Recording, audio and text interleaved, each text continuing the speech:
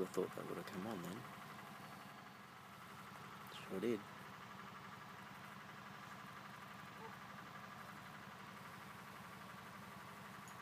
If you can hear that generator, that's one of the things you hear when you live out in Lightning Ridge, because most people live off the electricity grid, and if they want to run anything on 240 volt during the night, unless they've got a really good solar setup with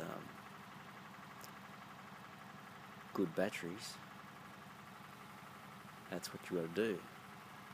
This guy near Dad, he started up his generator about, I don't know, around dusk. It's been going ever since. I think it goes all night.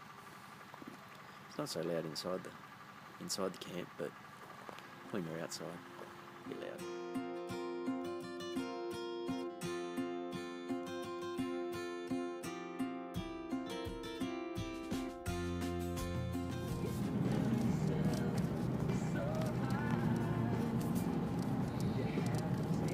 So, it really was a fly-by-night visit.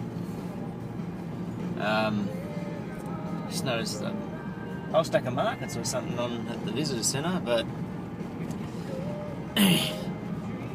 I've got an 8-hour drive ahead of me, and it's a long one. Getting away at about 8:30. Say goodbye to Lightning Ridge, and happy travels.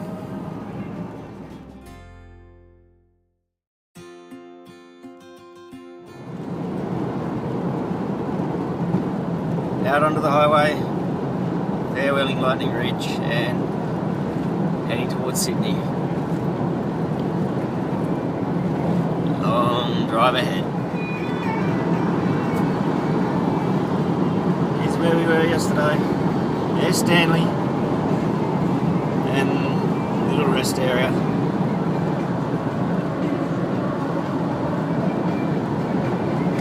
Like I said, this is just outside town. Look, honestly, if you ever come out this way, it's impressive to see the vastness of stuff, but it's also easy to miss it all if you're just driving. One thing to watch out for though, livestock on the side of the road, because technically when you're out here, you're actually driving through people's properties, and the road isn't the greatest. This will probably be made evident just up here. So you see there's all the sheep there,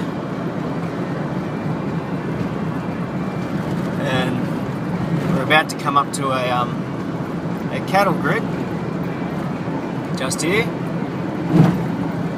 So we've just basically either crossed a paddock or crossed a property line.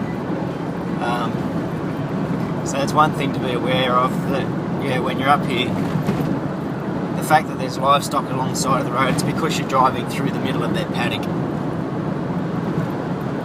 Something to keep in mind. The sheep are all down here at the moment.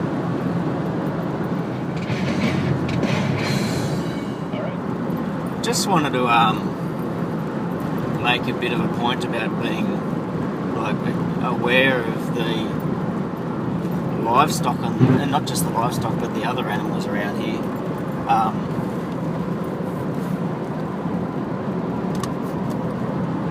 The fact that when I was driving up just between Walgett and Lightning Ridge last night, I counted about, I think it was 45 roadkill kangaroos, and I only saw 2 live ones that whole trip. And I've just driven past a roadkill that had a wedge-tailed eagle sitting over it as well.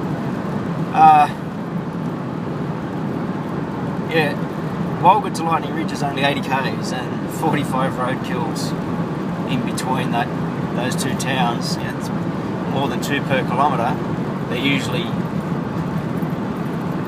pretty much, you'll you'll find a few close by, and it's because kangaroos travel in family groups and they get hit, and then the others will hang around, and another one will get hit. People just sort of fly along here and don't think about trying to be too aware of what they're driving along. But I mean, if you hit an animal, one, you're going to kill the animal. Two, and if you don't straight away, then they're going to suffer. It's going to cause a lot of damage to your vehicle as well, bull bar or not. I know, like on my dad's Red Run truck, when he had one of those eco bull bars that would spring back and that sort of stuff, but it actually bounced into the front of his cabin and damaged the cabin of his truck. So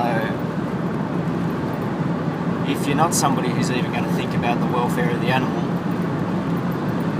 maybe your wallet will say, well, geez, I don't want to have to pay for damage to my car. So you just be a little bit more aware of your surroundings when you're driving, like especially at dusk,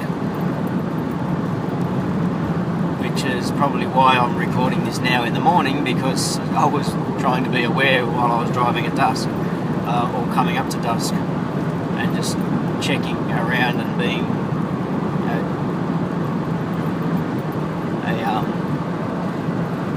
a participant in my driving, and not just sort of driving along on autopilot like it can often happen on roads like this.